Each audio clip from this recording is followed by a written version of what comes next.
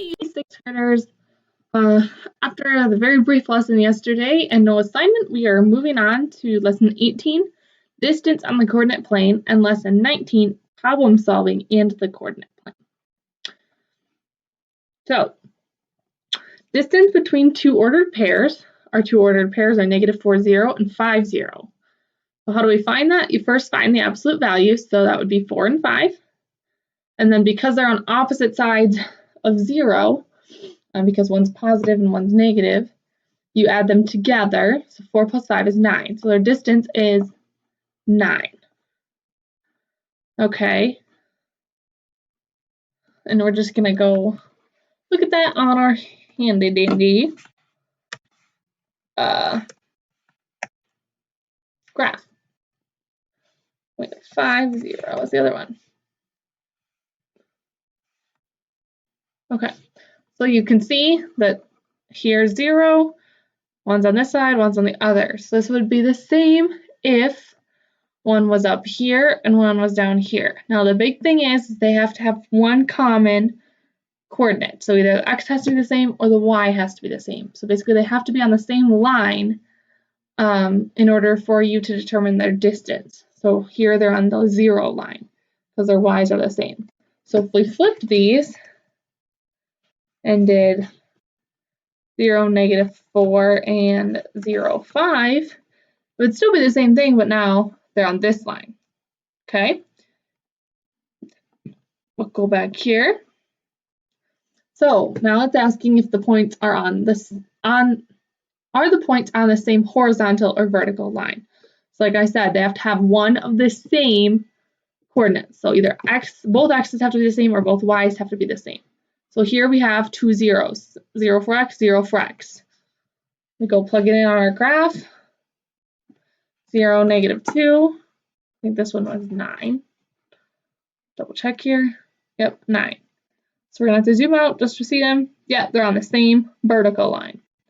What about our next one? 11, 4, 2, 11. Now, I can already tell you they're not going to be because they don't have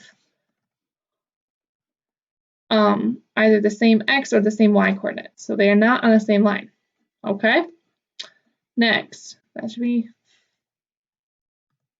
lots of typos. Okay. So they just said, yes, they have the same x coordinates. They lie on the y-axis, a vertical line, opposite sides of 0. So if you add them together, their distance would be 11. Okay, and this one, they don't lie on the same horizontal or vertical because they don't share a common x or y coordinate. Okay, so the length of a line segment or one more thing first.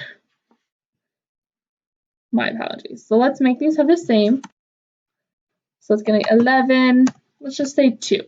Okay, so we'll zoom in just a little bit. So now these are on the same side of 0.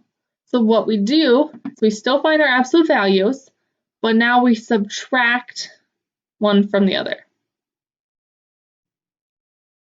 Is that right?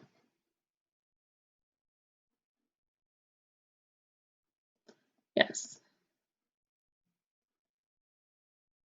Because, well, let's zoom back out here. So if we look, we have 1, 2, 3, 4. So if we find the absolute values, which are 4 and 2, we take 4 minus 2, and we're going to get 2. Okay, so they're 2 spaces away, which is accurate. So if they're on the same side of 0, whether it be the here or here or here or here, you subtract instead of adding. Okay, let's go back to this part. So the length of a line segment on the coordinate plane can be determined by finding the distance between its endpoints. You can find the perimeter and area of figures such as rectangles and right triangles by finding the length of the line segments that make up their sides and then using the appropriate formula. So the coordinates of one endpoint of a line segment are negative 2, negative 7. The line segment is 12 units long. So it says give 3 possible coordinates of the line segment's other endpoint. So we're going to go put this on our graph. So we have negative 2, negative 7. We don't know this one. So here we are. So let's say they're on the same side of 0 here. So we're going to take the absolute value, and let's say what's going to be on line, or the -7 line. We're going to take the absolute value of 2, we add 12 to it, and we get, or no, we know the distance, so we're going to add 12, or subtract 12 because it's on the same side, to -2. So -2 minus 12 is going to be 14.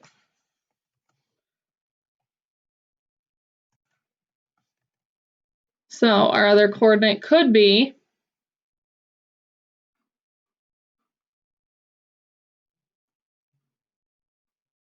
did I do that wrong? Oh, sorry, -7.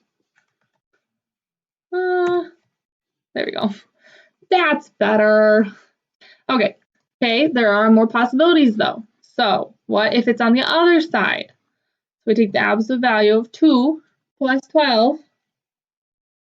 Or no, sorry, I keep saying that wrong. We know the distance, so -2 plus 12 is going to be a positive 10. So we have 10, -7.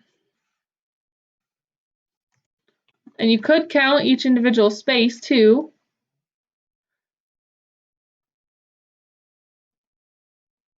And for whatever reason, it's being silly on my thing. So if we count 1, 2, that's too many.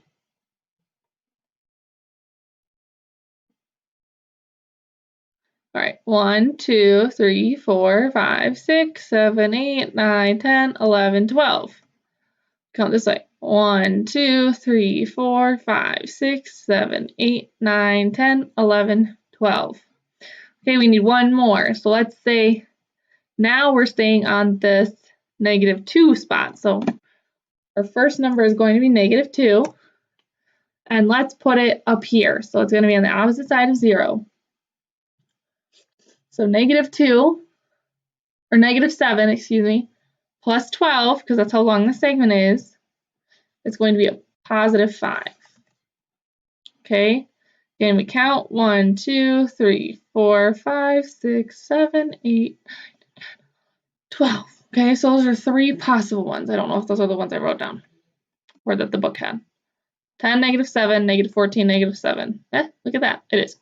Okay, so that's it for this lesson, 1819. The biggest part of it is going to be finding the distance between 2 points. There will probably be 1 or 2 problems that ask you to select which could be the other endpoint. In that case, you'd be adding the 12, because you already know the distance of the segment, to the number to find it. And in those ones, I will only include 1 correct answer. Okay, so you'll just have to look for the correct answer.